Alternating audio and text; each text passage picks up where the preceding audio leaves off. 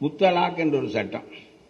நியாயமாக நபிகள் சொல்லுகிறார், இடைவெளி விட்டு சொல்லி அவள் கருவுற்றிருக்கிறாளா என்பதை அறிந்து அதற்கு பிறகு இத்தாத் காலம் முடிந்த பிறகு அவளுக்கு உரியதை மகர் ஏற்கனவே கொடுக்கப்படாவிட்டால் கொடுத்து அவளை வெட்டிவிட வேண்டும் என்று சொல்லுகிறார்.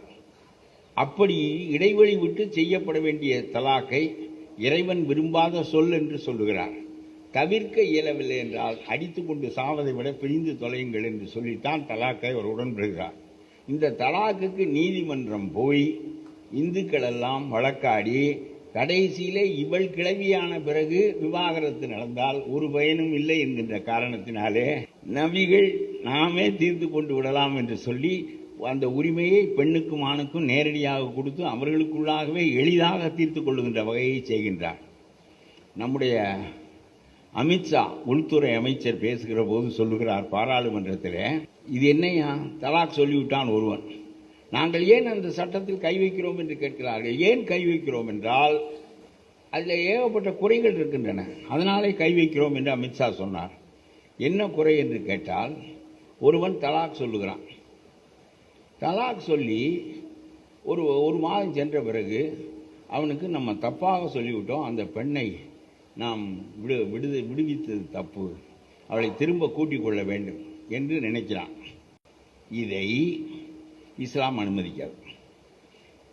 தலாக் ஒரு தரம் சொன்னால் விடுதலை இல்லை, 2 தரம் சொன்னால் விடுதலை இல்லை, 3ஆம் தரம் சொல்லிவிட்டால் பிறகு மறுப்பே இல்லை.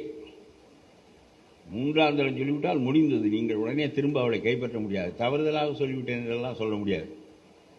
இதை அமித்ஷா பேசுகிறார்.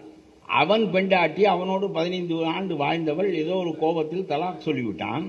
அந்த தலாக்கை உணர்ந்து அவன் திரும்ப இல்லை வா மறுபடியும் சேர்ந்து வாழ்வோம் என்று சொன்னால் சேர்ந்து வாழ வைப்பதற்கு ஏன் இஸ்லாம் தயங்குகிறது? நபிகள் நாயகத்துக்கு என்ன அதில் எரிச்சல் என்று கேட்கிறார்.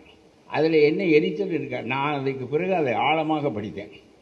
நபிகள் நாயகம் ஒன்றை செய்திருந்தால் அதை நாம் போதுமான அளவு புரிந்து கொள்ள முடியவில்லை என்று சொன்னால் ஆழமாக போனால் அதனுடைய காரணம் புரியும்.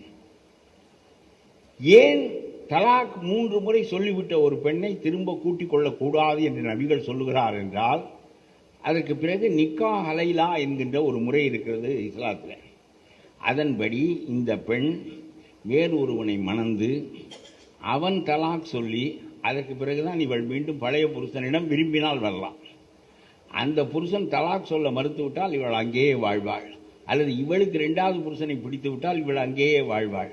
இப்பொழுது இந்த நிக்கா ஹலைலா என்பது ஒரு முறை நீங்கள் தலாக் சொல்லி முடிந்து விட்டால் பிறகு வேறொரு மனிதனை மணந்து அங்கே தலாக் ஆனால்தான் திரும்ப உங்களிடம் வருவாளே தவிர இல்லாவிட்டால் வரமாட்டாள் என்று நபிகள் தீர்மானமாக சொன்னதை ரொம்ப அற்பமாக விமர்சித்தார் நம்முடைய அமித்ஷா. அப்படி அவர் சொன்னதற்கு காரணம், இவ்வளவு சிக்கல் இருக்கிறது, நீ படக்கென்று தலாக் சொல்லிவிட்டால் போனவள் தான், திரும்பவே முடியாத நிலைமை ஏற்பட்டுவிடும், பிறகு நினைத்து கண்ணீர் விட வேண்டிய காலம் வரும்.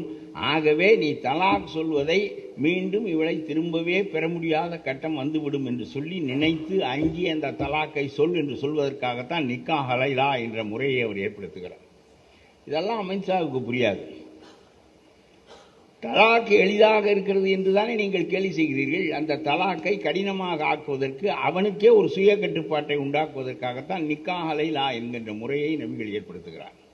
இப்படியே அவரவர்கள் என்ன முறைகளை உண்டாக்குகிறார்களோ அதற்கு தடைகளை அவர்களே உண்டாக்கி வைத்திருப்பார்கள். அதை புரிந்து கொள்ளனால் முடியவில்லை என்றால் அதற்கு இஸ்லாம் காரணமாக இருக்க முடியாது என்று நான் சொல்ல வேண்டும் என்று விரும்புகிறேன்.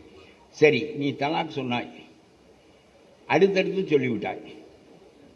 100 ரூபாய் பத்திரத்தில் எழுதினால்தான் செல்லும், 80 ரூபாய் பத்திரத்தில் எழுதிவிட்டோம்.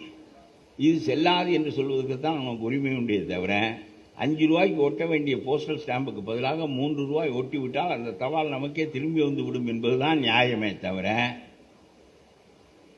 அதே மாதிரி தலாக்கை ஒருவன் தவறாக அடுத்தடுத்து சொல்லிவிடுவானே ஆனால் அது இன்ஸ்டன்ட் தலாக் சொல்லிவிடுவானே ஆனால் நியாயமாக இந்த அரசு என்ன சொல்லியிருக்க வேண்டும் என்றால், இட் இஸ் இன்வேலிட் என்று சொல்லியிருக்க வேண்டும். யுவர் தலாக் இஸ் இன்வேலிட் என்று சொல்லியிருக்க வேண்டும்.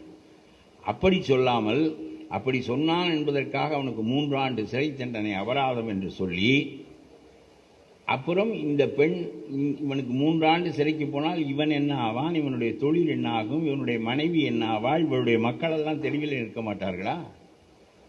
சாதாரணமாக இட் இஸ் இன்வாலிட், செல்லாது என்று சொல்வதற்கு பதிலாக அவனை கொண்டு போய் 3 ஆண்டு சிறையில் வைத்தால் அவர்களை எப்படி ஒடுக்குவது என்று நீ சிந்திக்கிறாயே தவிர, அவர்கள் தவறாக நபிகள் சொன்ன விதத்திற்கு மாறாக அடுத்தடுத்து சொன்னார்கள் என்பதற்காக நீ செல்லாது என்று சொல்லி சரியாக சொல் என்கின்ற முறைக்கு அவனை செலுத்தாமல் நீ சிறையிலே கொண்டு போய் வைப்பது என்ன நியாயம்?